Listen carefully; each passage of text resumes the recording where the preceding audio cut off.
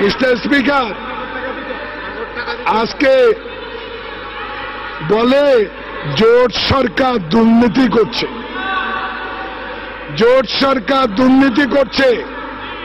2.5 বছরের দুর্নীতির ইতিহাস মাত্র শুরু হয়েছে বলার, তাই দিন থাকতে একটু সাবধান হয়ে যান, দিন থাকতে একটু সাবধান হন।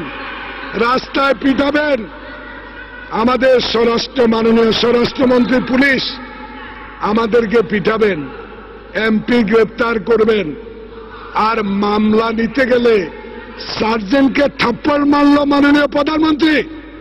আপনার সংসদ সদস্য থানায় গেল, মামলা নিল না, আর এনির মামলা ছাড়াই গ্রেপ্তার করা হল। মাননীয় স্পিকার, আজকে দলীয়করণ কত বলবো, সময় তো নাই।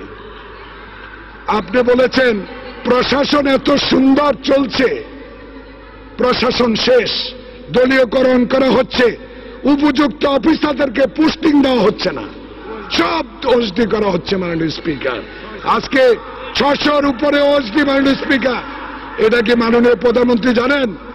দয়া করে একটু খবর রাখেন, আপনার সহকর্মী মন্ত্রীরা, অনভিজ্ঞ মন্ত্রীরা কি করছে, একটু খবরটা রাখেন মাঝে মাঝে। মিস্টার স্পিকার, কথার কাজে কোনো মিল নাই। বাণিজ্য মন্ত্রী সাহেব সন্ধ্যায় বক্তব্য দিলেই পরের দিন 3 টাকা 4 টাকা চালের দাম বেড়ে যায়। আমি মাননীয় প্রধানমন্ত্রীর কাছে একটা টক শোতে আবেদন করেছিলাম, অনুগ্রহ করে আপনার বাণিজ্য মন্ত্রীও কদিন ছুটি দেন, দেশে মানুষের বাঁচুক। রাতে বেলা কবরস্থান, বিদ্যুৎ উৎপাদন হচ্ছে, দিচ্ছে, দিব। 132 পৃষ্ঠার বক্তব্য আজকে মাননীয় মহামান্য রাষ্ট্রপতি দিয়েছেন। ওনার কথা উনি বলেছেন, আমাদের আপত্তি নেই। কিন্তু বৃদ্ধ মানুষ, আল্লাহর কাছে দোয়া করেনি 1000 বছর বাঁচুক, কিন্তু 1000 বছর বেঁচে যদি অসত্য কথাগুলা বলে, তাহলে জাতি কোনোদিন তুলে ধরতে পারে না। মিস্টার স্পিকার, আজকে আমাদের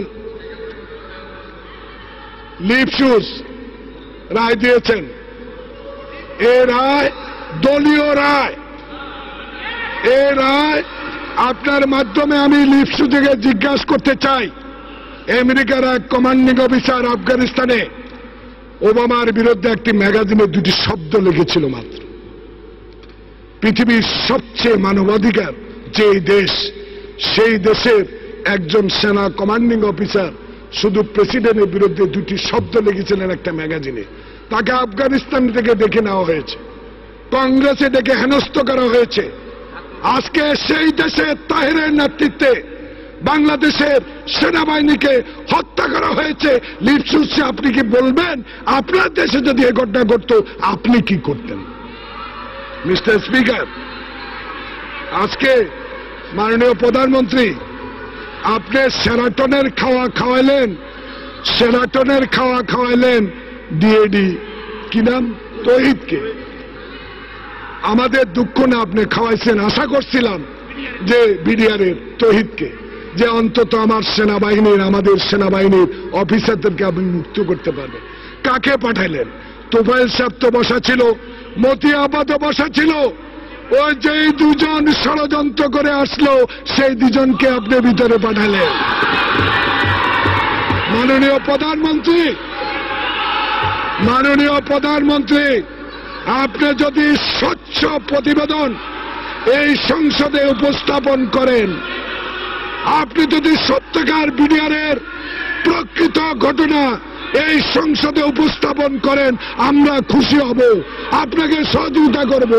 প্রকৃত রহস্য রাতের বেলা আসলো, 2 দিন করে সব শেষ করলো, সকালবেলায় বিমানবন্দরে বিমান প্রস্তুত রাখা হলো।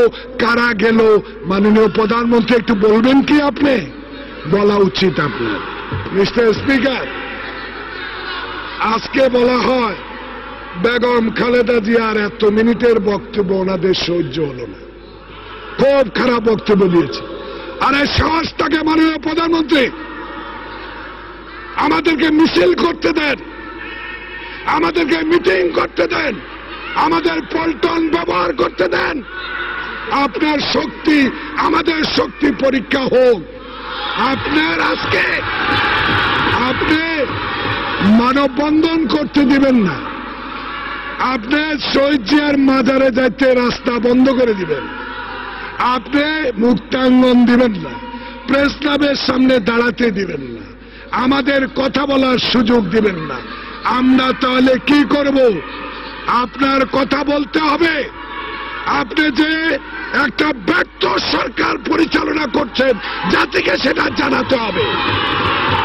মিস্টার স্পিকার, আজকে তাই আমি বলতে চাই এই সংসদে, মাননীয় স্পিকার, আওয়ামী লীগের মহাজোট সরকার আজকে দেশ পরিচালনা করছে। আজকে সংবাদপত্রের কি অবস্থা? চ্যানেল ওয়ান বন্ধ কেন? আজকে চ্যানেল ওয়ান বন্ধ কেন জানতে হবে।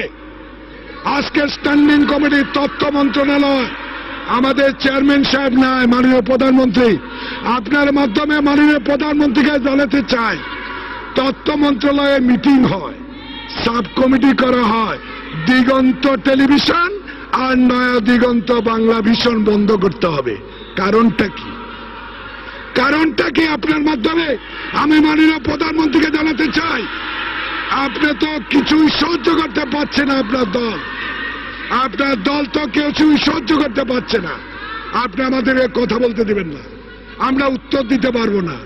আরে শহীদ জিয়া যদি মাননীয় প্রধানমন্ত্রী আপনাকে এই দেশে এনে রাজনীতি করার সুযোগ না দিত, আপনি প্রধানমন্ত্রী কোনোদিনও হতে পারতেন না।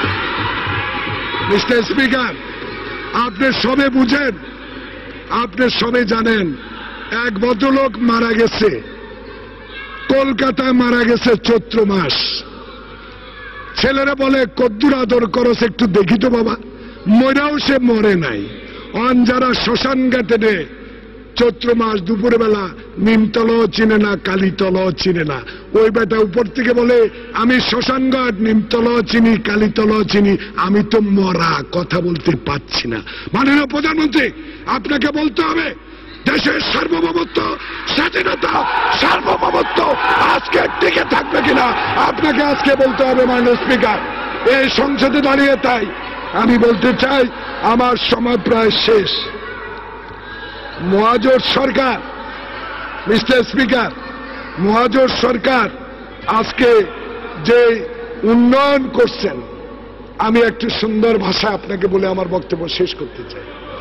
মাননীয় স্পিকার, মহাজোট সরকারের সফলতায় গ্যাস নাই, বিদ্যুৎ নাই, পানি নাই, 10 টাকার চাল নাই, দ্রব্যমূল্যের লাগাম নাই, বিনামূল্যে সার নাই। মহাজোট সরকারের সফলতায় ঘরে ঘরে চাকরি নাই, বেকার সমস্যার সমাধান নাই, বিনা বেতনে শিক্ষা নাই। মহাজোট সরকারের সফলতায় মধ্যপ্রাচ্যে ভিসা নাই, বৈদেশিকে বিনিয়োগ নাই, দুর্নীতির মুক্তি নাই, মঈন ফখরুদ্দিনের বিচার নাই। মহাজোট সরকারের সফলতায় সঠিক ইতিহাসের চর্চা নাই, স্বাধীনতার ঘোষণায় জিয়ার নাম নাই, জিয়া আন্তর্জাতিক বিমানবন্দরে জিয়ার নাম নাই, আওয়ামী লীগ ছাড়া মুক্তিযোদ্ধা নাই। মহাজোট সরকারের সফলতায় আলেম সমাজের মূল্য নাই, সম্মান নাই, ইসলামী শিক্ষার চর্চা নাই, মা বোনদের ইজ্জত নাই, নৈতিকতার মূল্য নাই।